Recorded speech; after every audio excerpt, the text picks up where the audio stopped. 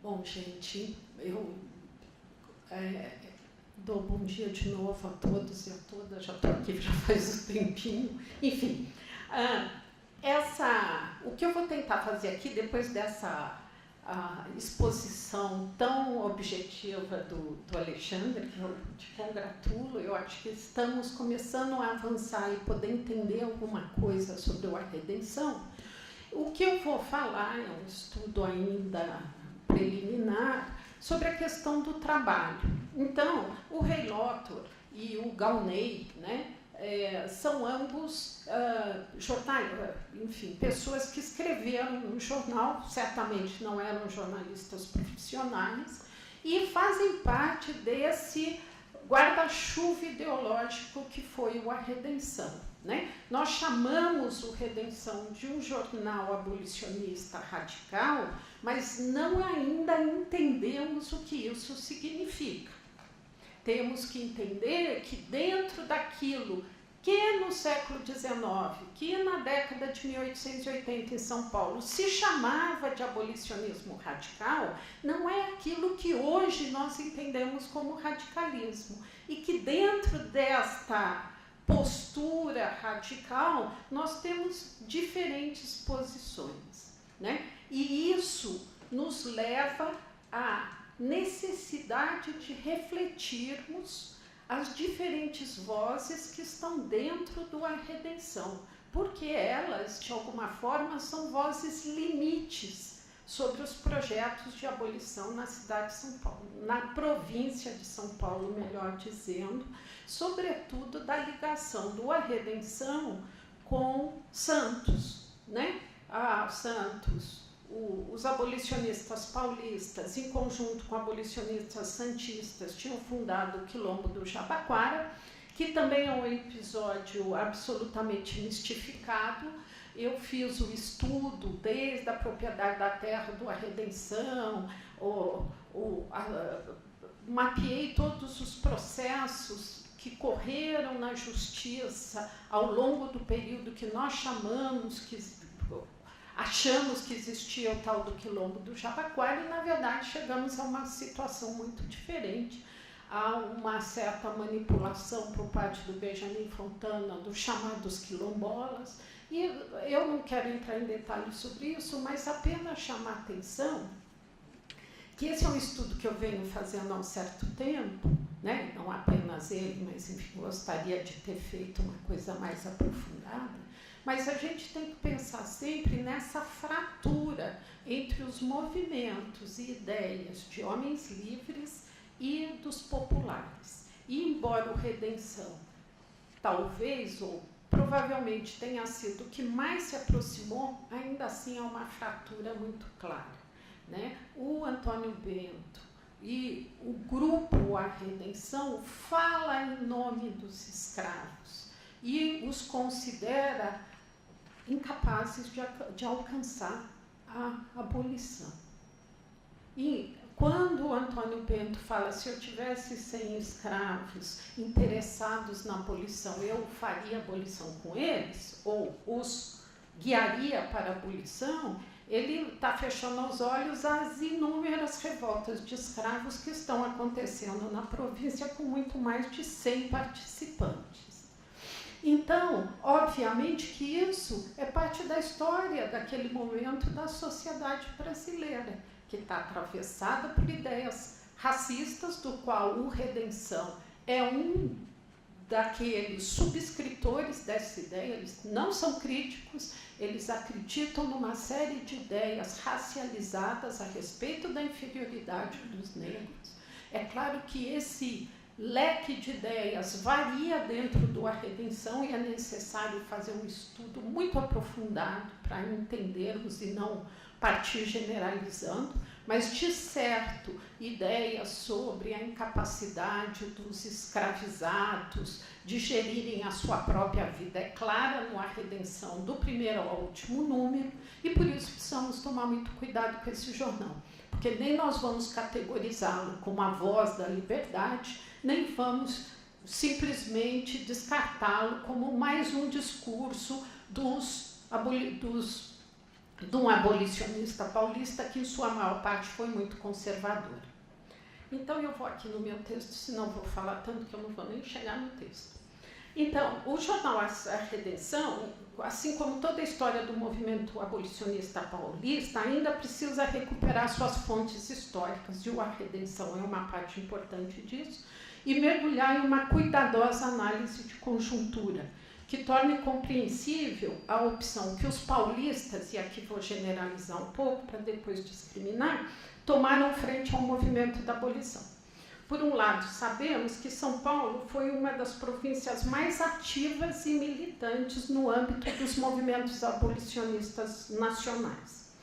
Em primeiro lugar, obviamente, destacamos o papel do Luiz Gama e sua ousada e inovadora iniciativa na década de 1870. Não vou entrar em detalhes, a Lígia está aqui, vai falar tarde, nós vamos contar com ela.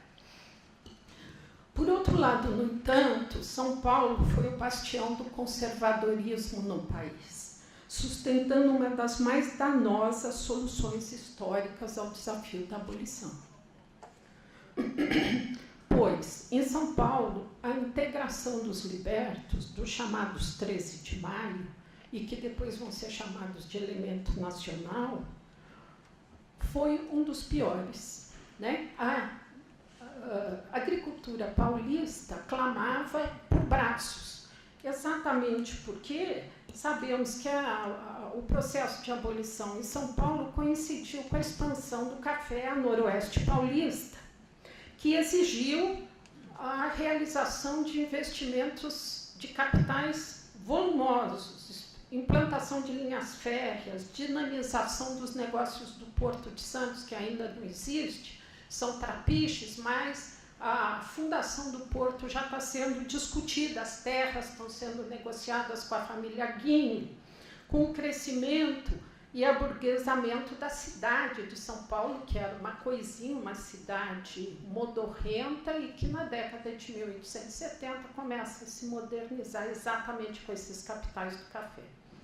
Uma série de fatores que levaram a importantes estudiosos, já de décadas passadas, conceituassem a agricultura paulista pós-1870 como proveniente de um capitalismo inovador, liberto da questão do tráfico, que tinha sido fechado em 1850, e subsidiariamente industrialista. Aí começa a ser gerado o mito do São Paulo industrialista, capitalista, empreendedor. O próprio Florestan Fernandes conceitua a Revolução Burguesa como uma revolução abolicionista. E com grande parte baseado nessas ideias dos possíveis industrialistas paulistas, cafeicultores paulistas. A Paula Begemann, que tem um livro clássico, entre outros, A Formação do Povo no Complexo Cafeeiro, também interpreta essa última expansão do café, depois de Campinas para Noroeste, como o formador de um ethos capitalista paulista. Segundo esses autores, os agricultores paulistas seriam um pouco afeitos à escravidão, seriam imigrantistas. No entanto, embora seja possível concordar com isso até certo ponto, no sentido que a escravidão, nesta última fase, é muito mais racionalizada do que nas fases anteriores, e aí eu também não vou entrar em detalhes como o trabalho escravo era explorado, tipo a produtividade cresce, os escravos são muito mais apertados, sofrem muito mais castigos nesta fase final, porque a produtividade tem que subir. Há autores que, como Rafael Marquesi já mostrou, a brutalidade da subida da produtividade do escravo nesse período.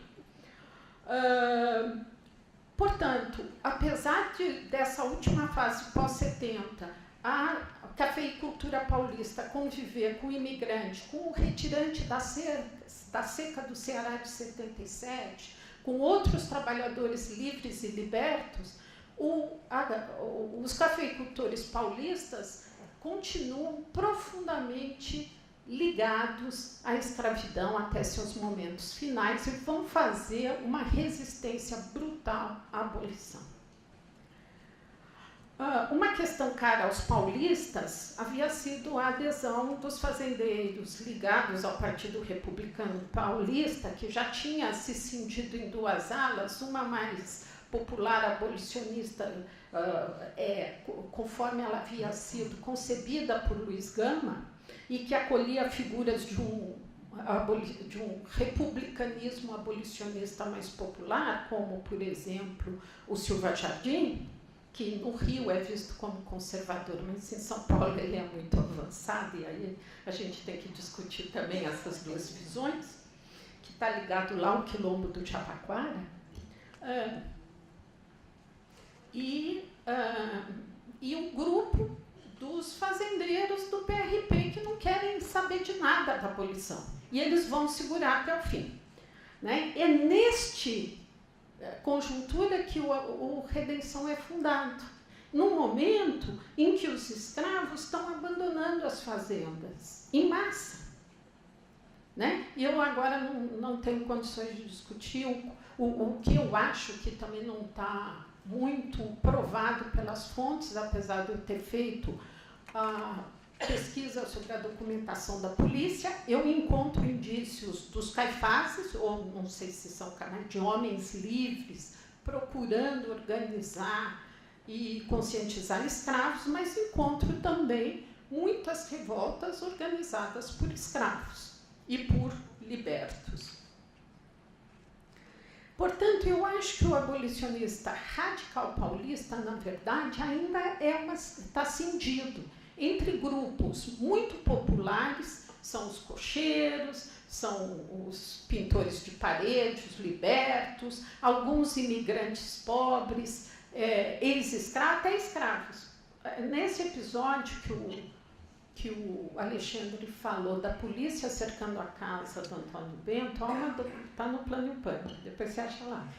Tem um pequeno, eu achei na documentação da polícia um bilhete anônimo dizendo: quem está escondendo os escravos do Antônio Bento? É um escravo de fulano de tal, é um liberto, era tudo gente pobre, né? Era difícil que pessoas de maior educação, de maior nível, jornalistas, estudantes da Faculdade de Direito, que é um núcleo abolicionista da cidade, de fato, se sujasse a mão nesse tipo de militância muito perigosa. Tem muita gente que morreu baleado pelos fazendeiros, baleado pela polícia e tal.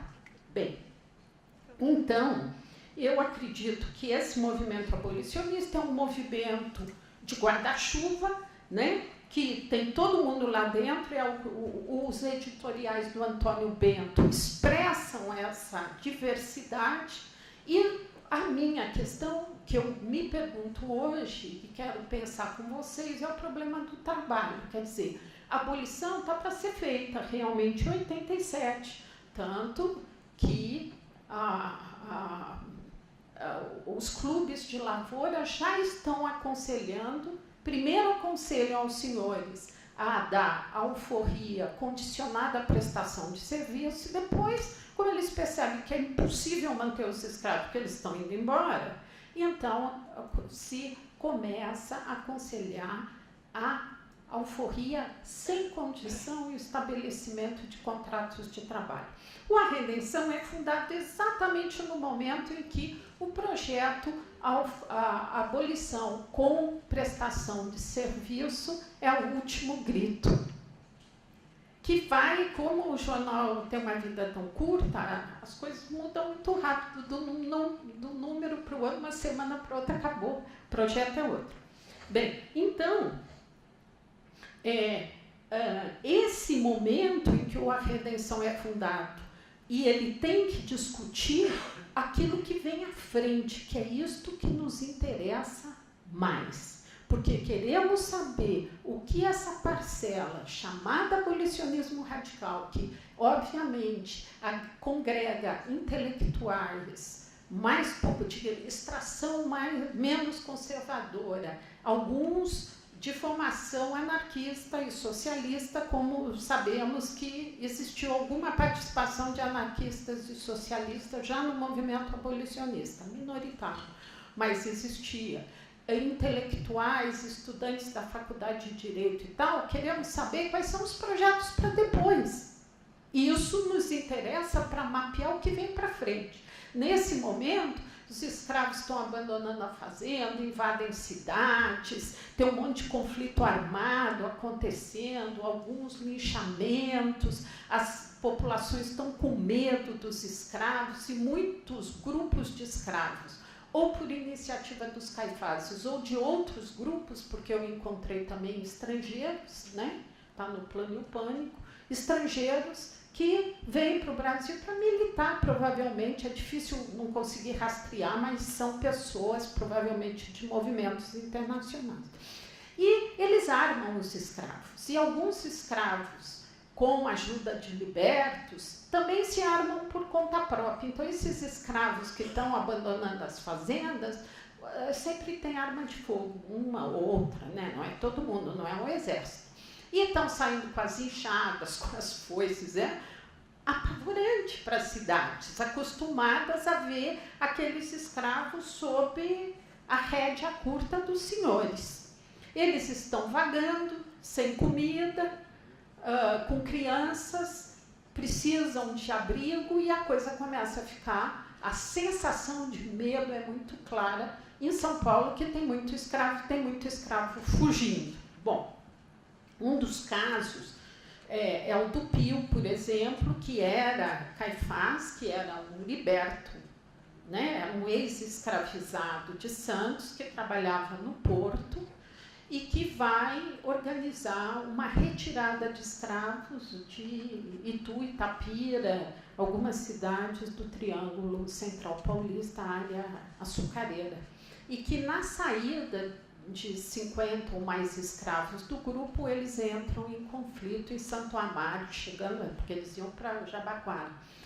Com o exército, aí tem diversas interpretações, não importa, um Anspessada morre e o próprio Pio é assassinado também. O grupo se dispersa e é caçado a cachorros na Serra de Cubatão, inclusive aí nós temos relato da mãe matando o filho para ele não chorar durante a noite, para não denunciar o grupo. Parte desse grupo chegou a Santos. Então, esse momento de insegurança, de confronto e tal, o Redenção começa a discutir a questão do trabalho, que é o que eu quero aqui pensar com vocês. O jornal, fundado, né, no 2 de janeiro de 1887, por sinal, lendo, né, Alexandre, achamos que eles puseram a data errada, puseram 89, ficamos meio, mas é 87. Já no editorial inicial, apenas para dar um pouco o tom do jornal, ele diz assim, o Antônio Bento: nós queremos a libertação imediata, sem prazo. Para consegui-la, aceitamos a própria revolução, porque não podemos admitir que continuem debaixo do azorrague e da escravidão tantos brasileiros, que livres poderiam concorrer vantajosamente para a felicidade de nossa pátria. Bom, como eu tenho discutido com o Alexandre, né, o Alexandre, ele que está fazendo um estudo mais profundo do jornal, é difícil distinguir quem escreve no jornal. Grande parte das matérias não tem assinatura. Mas, obviamente, que os editoriais só podem ser do Antônio Bento. Então, esse aqui, clamando pela Revolução, é Antônio Bento. Aí a gente tem que se perguntar o que significava a Revolução para o Antônio Bento. O que ele está querendo dizer com Revolução? Porque, para nós, hoje, Revolução tem um significado que certamente não é o mesmo nesse período. A Redenção apresentou em seus números, como disse o Alexandre, posições absolutamente distintas. E agora nós vamos tentar acompanhar um pouquinho, e porque precisamos aprofundar nesse momento. O Clube de Lavoura está aconselhando os senhores a dar a alforria com cláusula de trabalho, e o jornal vai trazer uma discussão entre dois colaboradores. O Gaunay, que é T. Gaunay, era um advogado de São Paulo, é preciso ainda localizar, e o Reiloto. Bom, já estou chegando. Bom, eu deixei rápido, então.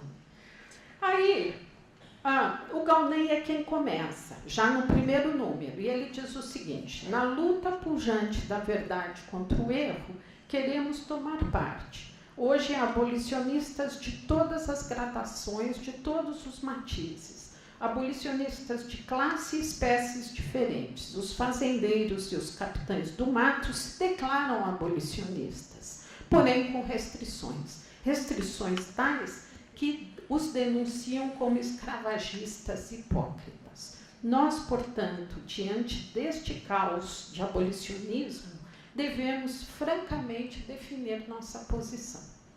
E eles seguem explicando, enfim, que a Lei Saraiva-Cotegipe é apenas uma protelação, e aí ele termina dizendo: faça-se já uma operação positiva.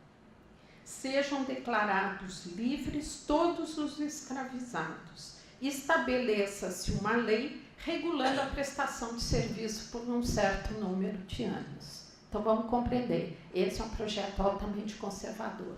A abolição está praticamente feita em 87. Os senhores estão tentando segurar os escravos com contratos de trabalho.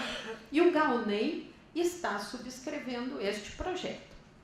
No dia 9 de janeiro, portanto, na semana seguinte, mencionando o projeto dos republicanos paulistas de libertar os escravos em 14 de julho de 1889, em homenagem, obviamente, à Revolução Francesa, ele voltava a carga perguntando: o que será do Brasil no dia seguinte da abolição absoluta da escravidão, se esse fato não for realizado perante as leis sociológicas e evolutivas? Então, aqui nós temos uma denúncia do positivismo do Gaunay. É melhor, é mais consentâneo, é mais prático que se declare livre já todos os escravizados, porém todos sujeitos à prestação de serviço por um certo número de anos. Desempenha o governo um papel de curador, de tutor dos escravizados. Faça-se em nome deles um contrato honesto de indenização equitativa, estabelecendo a prestação de serviços, e a questão estará resolvida. Bem, na edição do 17 de março aparece o nosso Reiloto, brigando com Gaunay.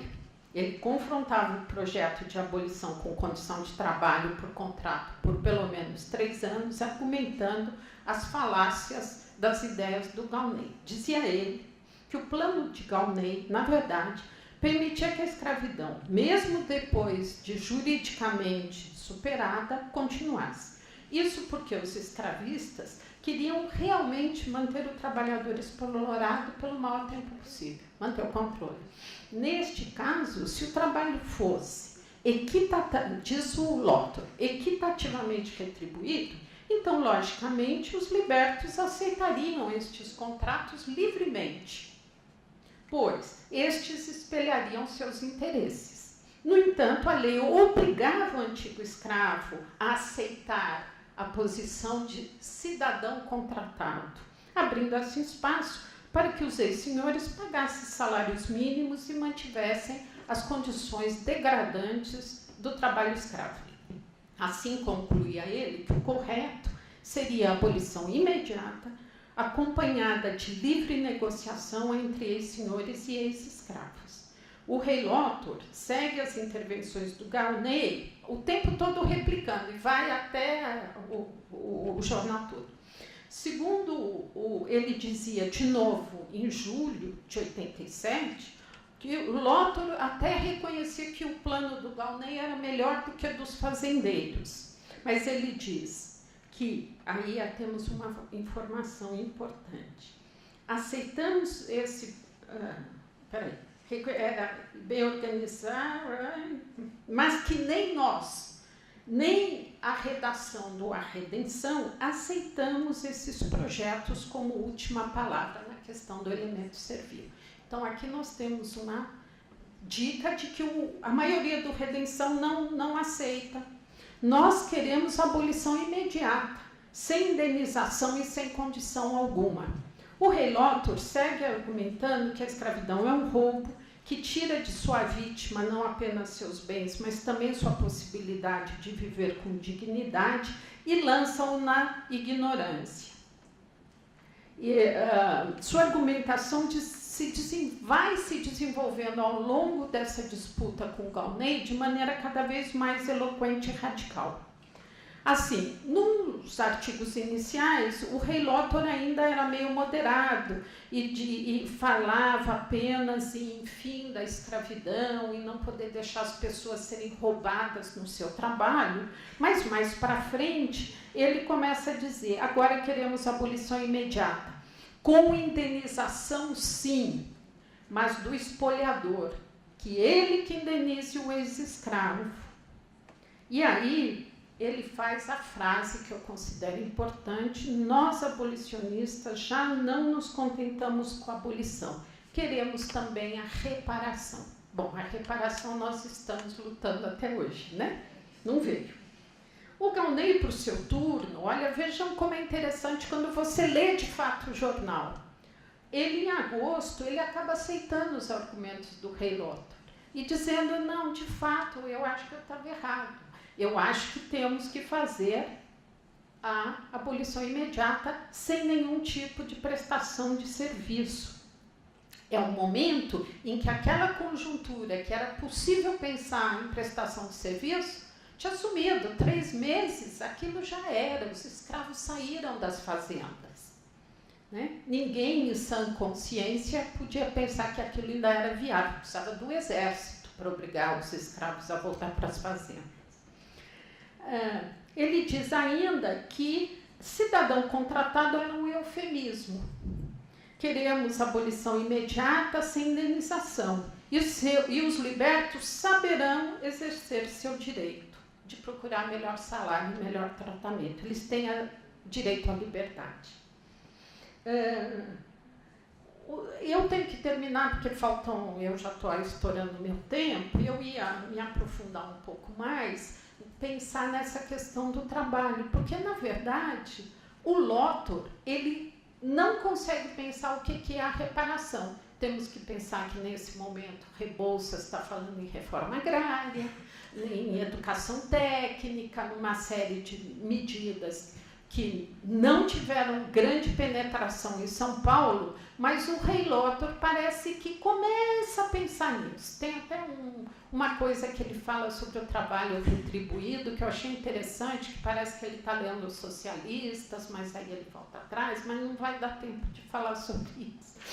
Mas o interessante pensar aqui que ele está no limite de pensar a reparação, que seria como o Estado proveria o 13 de maio de meios de recomeçar a vida, já que o próprio processo de alforria transferia a poupança do escravo para o senhor. Né? E aí também não dá para explicar bem o que era isso, mas enfim, era isso, infelizmente.